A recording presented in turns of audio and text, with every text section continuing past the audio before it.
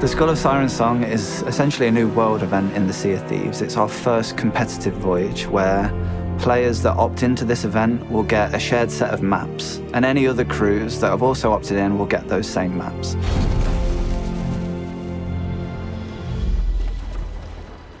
It's a really cool experience, a chance to get crews together as part of the shared world in the ongoing sandbox with all the other emergent activities that are going on, but still provide them this opportunity to chase after one another, outmaneuver each other as all crews try to claim the Skull of Siren Song and return it to earn their rewards.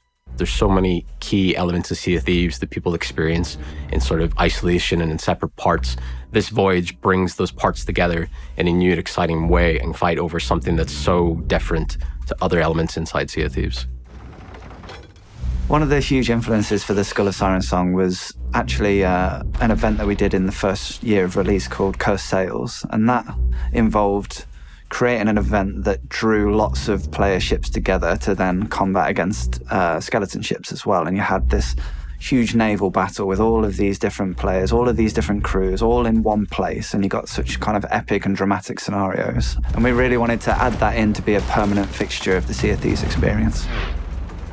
The voyage itself is scheduled on a timer. It will become available to players. You're notified, with a pop-up telling you that there is now a note attached to the mast of your ship. All you have to do is read the note and you can accept the voyage. Briggsy will then appear on the ship and introduce what it is that she would like you to go and do for her, and that is search for the Skull of Siren Song and bring it back to her.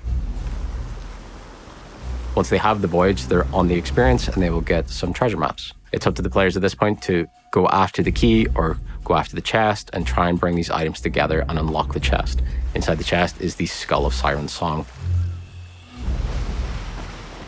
We've got our 3 key stages of the voyage, or beats as you can call it. The initial introduction being the treasure hunt. Then we have what we refer to as the extraction. So that is getting those two, the chest and the key, and bringing them together to then be able to extract the Skull of Siren Song from within.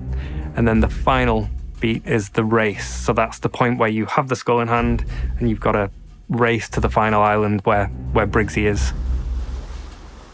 So as you're sailing on this voyage, it will be a bit of a mystery how many other crews on the sea are taking part in the same voyage as you. Obviously, if they pick up one of the items, the skull, the chest, or the key, each of those items is marked by a beacon that you will see once the item's been dug up. But until that moment, any ship on the horizon may or may not be taking part in the same voyage as you.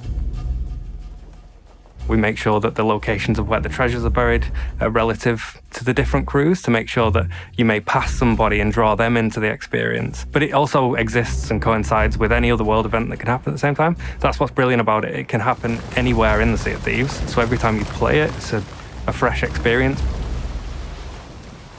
So once players have discovered the chest, they have to get the key, or if they discover the key, they have to get the chest. It's highly likely that they'll be there for the first object, but the second object might be discovered by another rival crew.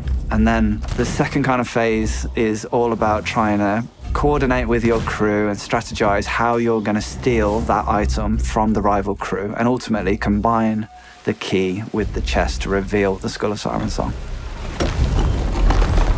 So whenever the skull is revealed, you have a couple of unique experiences with that you'll want to know about. The skull is a new weapon that we introduced in Sea of Thieves that other pirates will be able to use. You'll be able to keep people away from it. You'll be able to defeat other pirates and crews with it. However, when the skull is on your ship, it introduces a new curse. It will slow your ship down when you're trying to rush to deliver it to Captain Briggsy. So you'll have to really, really watch out for other crews that are trying to chase you and trying to take the skull back from you. There's a big reveal moment and the curse visibly lurks out of the chest and down onto the floor surrounding it.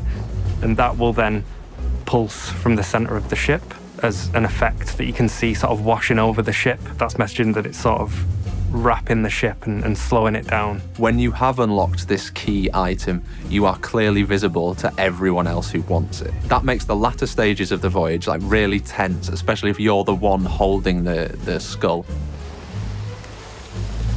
You'll know where to go because there's a beacon, a swirling beacon above the island. What you've got to do is essentially take that skull to the island and then search the island for Briggsy. So Briggsy's going to be shouting out for you to find her. So you won't have an exact location on the island. You're going to have to search the island for her shouting and take it to her and hand it in. Once the artifact reaches land, it's still not there. You've still got the curse of the skeletons trying to take you on, as it were. Those coral skellies, they are ruthless, really fast, and they will aggressively attack you. So, you'll definitely have fun trying to get away from them on land. When you have the skull, you can use it as a weapon. It's really powerful. We want you to use it on everything, AI and other players, skellies, all the coral skellies that spawn around you as you're running around islands. It will still retain the same value no matter what when you eventually hand it into Briggsy and she gives you that gold reward. You've got to find Briggsy, and on that final island, she can rotate between a few sets of dialogue. The longer she waits, the angrier she gets. So everything, characters, music, all the sort of effects that are addressed and placed in are all buffed up to the nines at that point. Just get that skull to me. So for those sort of final moments, you've got this skull, you're trying to get it to the end point, and everybody's after you. I think there's 7 levels of music, so it's like quite minimal, just adding, sort of ramping it up slowly. It's kind of like a shepherd tone, which is like a tone that rises and you fade it out while another one is rising underneath. It gives the sensation of it's constantly going up. You're trying to get closer and closer to Briggsy. The pressure's building. Everyone's, fighting each other, trying to get the skull off each other. The skull's shrieking, and the music just builds to that crescendo of getting the skull handed into Briggsy, to be in that one crew that gets the skull to her. The Skull of Siren Song always amazes me. I suppose the other thing is it helps you locate Briggsy. The 7 levels of interaction are distance-based from almost like a radar, I suppose. It helps you to locate her as well. We've seen a few interesting strategies crop up. One of the strategies that we specifically have seen is as players who may be not in possession of the key, the chest, or the skull, they maybe sit a little bit further back and they watch the other crews battle it out, and they maybe sort of follow them in a little bit more. And as they get to the final destination reveal, they rush to the destination and try and hold off the crew at that point. They prefer to take the fight to land, maybe rather than the sea. They employ gunpowder kegs, or they rely on the skeletons spawning in, and they sort of do a bit more of an ambush strategy rather than an outright battle strategy. You don't have to be good at any one area of Sea of Thieves. You could be amazing at ship-to-ship combat. You could be amazing at treasure hunting. You could be amazing at sneaking around and boarding ships and stealing items. Or you could just be a crew that's just brilliant at sailing. So you don't need to be an expert in any one of these areas of gameplay to ultimately go on to claim the victory. And there's some really cool new rewards that players can unlock. We've got the Skull of Siren Song, flag, sail, and figurehead that are all up for grabs. And we have Captain Briggs's jacket and even Captain Briggs's mask. Certainly that mask will represent your absolute mastery of the waves. It's going to take a lot of skill and effort to win enough voyages to unlock that mask for yourself. So if you earn it, or you see any other players who are wearing that mask, you know that they are masterful pirates on the seas and are potentially quite fearsome foes should you engage them in battle. But not all of the rewards are reserved for victory. Some of the rewards are unlocked for discovering the chest, the key, and unveiling the Skull of Siren Song.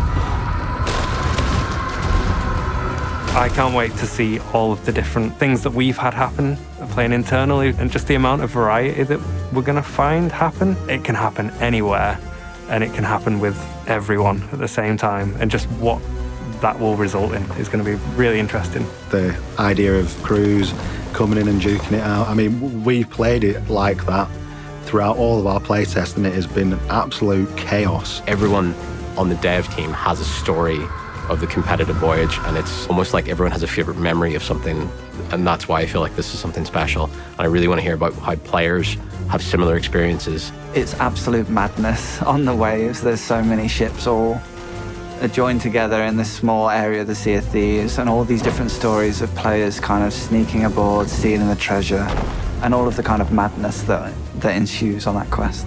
That's what I'm most excited about.